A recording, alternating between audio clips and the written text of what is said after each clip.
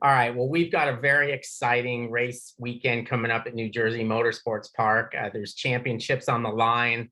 New Jersey, for some reason, always provides some sort of excitement, whether it's actually the racing in the rain, which no one seems to want, and but sometimes we do get a little.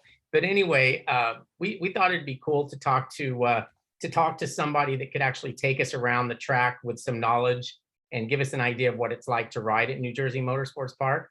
And the first person we thought of was Kyle Wyman. He's obviously got a lot of laps there. He's from that side of the country, and he's even been on a Superbike podium there. So Kyle, welcome. I'm sure it looks like you're at the palatial Wyman estate somewhere. Yeah, I'm at home in New York, so enjoying the weather while we have it.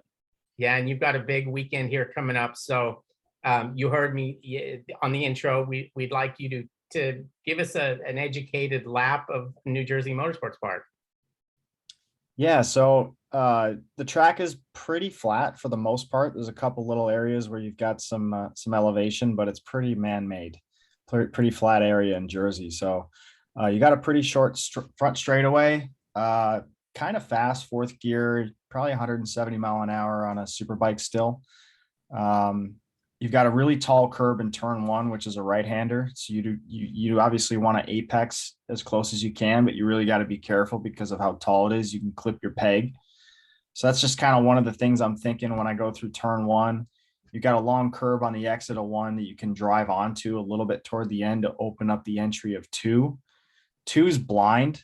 So firstly, you want to get a close apex so that you don't get thrown wide on the exit, but it's really hard to kind of know where the edge of the track is on the exit when you crest the hill. So kind of having the muscle memory of where you turn in and where your trajectory points you in two is pretty important so that you can use all the racetrack without going way out onto the curb. You're going to stay leaned over to the right all the way down to turn three. Go to the brakes when you're already on the edge of the tire and brake all the way into the entry of three, which is pretty bumpy. And that whole 3A, B, and C section is where you got to be smooth because it's pretty choppy. So the bike gets really upset if you're aggressive with the bar inputs or how you go across a motorcycle. So I like to run like a luggy low gear through there just so the bike's not so snappy in the torque. And then the most important part of it is the last section coming through 3C. You're cresting a little bit of an off camber exit that's bumpy. It's easy to lose the rear there. So you're trying to get the bike upright and off the edge of the tire. And then you go over this little wheelie hill that you kind of scrub. You see a lot of the guys kind of weave as they go toward it so that you are more leaned over when you crest it. Because when you're leaned over, the bike won't wheelie as much. So you see guys kind of turn back to the left as they go over the hill, kind of like you see MotoGP on the front straightaways. Super fast turn four right-hander, and then a pretty short exit into a tight left, which is actually a little bit faster than it appears when you're in it. That turn five looks like a hairpin, but when you actually look at it on a map, especially like Google Maps, it's really a 90-degree corner. So people kind of overslow that one. You can carry a lot of roll speed through the middle of it. You drive out, it's all pretty flat from here. Out to the right-hand curb, you can definitely use that curb, and then you turn in from the left side for turn six. Faster, third gear, probably 70 mile an hour corner. And then you get into turn seven, which is also right-hander. You got all these right-handers in a row that turns into kind of what we call the carousel. So from 7, 8 to 9, it's all a right-hand corner, but you're trying to make 7 to 8 a little bit more of a direction change. So you can try to create a little straightaway in there. So you kind of drive it through 8. Bike's going to spin a ton because you can't stand it upright. And then you have a really tight decreasing radius right-hander that you got to go to the brakes almost with your knee on the ground and trail the brakes all the way in there. And it's easy to get wrong because it just catches you out on how tight it really is. I think that's the slowest part of the racetrack.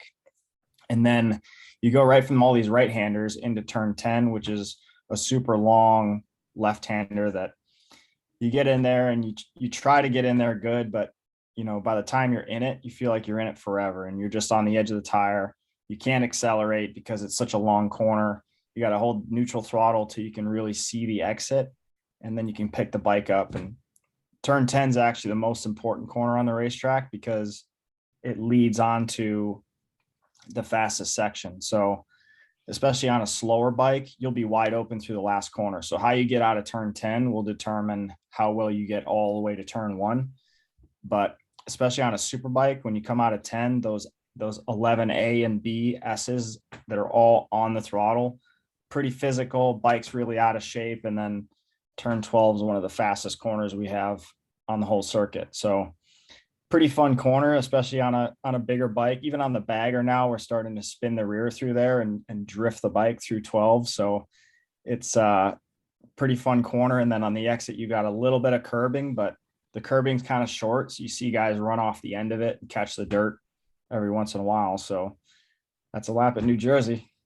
Now that last corner is also obviously important because the finish line's kind of far down the straightaway. It's not like right away. So you see a lot of guys that get a better drive come from second or whatever to beat the guy ahead of them barely at the line. And I think that's why we have a lot of really close finishes there.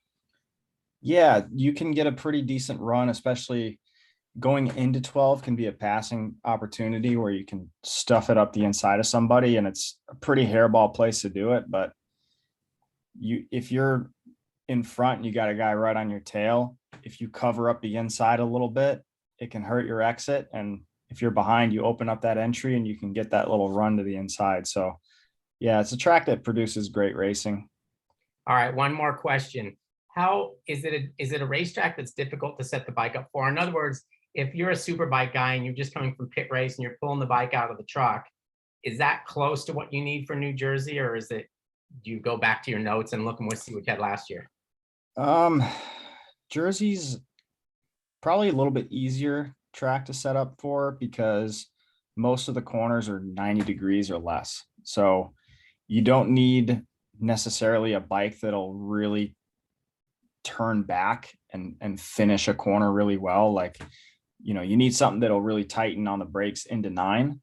But being that turn 1 is more than 90 degrees, turn 2 the same, everything's pretty open and flowy. You can run a long bike that's stable. You can run a lot of trail. You can get away with a bike that is very stable there. You don't need to take away stability to make it do things like go through the chicane at Brainerd or, some of the longer radius corners like Pittsburgh, where you got to let the bike turn down into 4 and 5. And then in the last corner, 17. So you can get away with a couple things there, but Jersey also is kind of a lower grip track. So, maybe you won't spring the bike as heavy. So it can help. And it's also, there's not a whole lot of rest at that track, but there's also not a whole lot of heavy braking or, really physical corners. So it's you wouldn't call it one of the more physical tracks. What is it about New Jersey that makes guys who don't like it? Is it the bumps or is it a lack of grip? It's probably more the bumps. You've got a pretty old surface. I think it's the original surface, and they built the track in 2008. So you're definitely getting toward the end of the life of asphalt. So a lot of the aggregate's gone.